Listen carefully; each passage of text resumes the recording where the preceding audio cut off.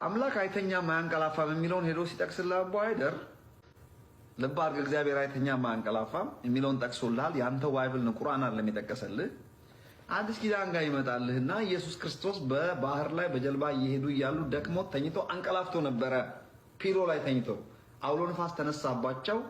አውሎ ንፋሱ በተነሳ ጊዜ አንቀላፍቶ ነበር። ቀሰቀሱት ሁሉ ይላል እና ወገኔ እግዚአብሔር ይቀሰቀሳል ይላል። መጀመሪያ ይመጣና አምላካችሁ እግዚአብሔር አንዳንዴ ደክሞት ይተኛል ይላል።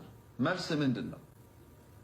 በጣም ቀላሉን ጥያቄ ወሳስበን መልስ አተንቆጭ።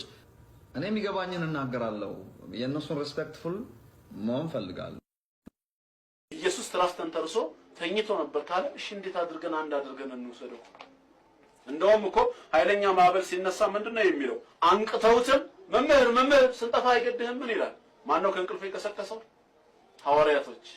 ምን ማለት ነው? አሁን ለኛ ጌታ ተኝቶ የጌታ ፍጡሮች ህያው ነበሩና ማዕበል ሲነሳ አውቀው ቀሰቀሱት እንበል? አላሁ ላ ኢላሃ ኢላ ሁወ አልሐዩል ቀዩም ላ ተእኹዙሁ ሲነቱን ወላ ነውም።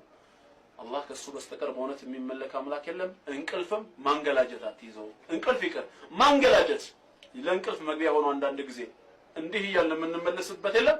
እሱ እንኳን ጌታችንን ሊይዘው አይችልም። እምነታችን ይሄ ነው።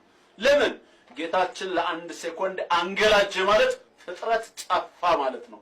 ሎጂኩም እምነቱም የሚገልጽልን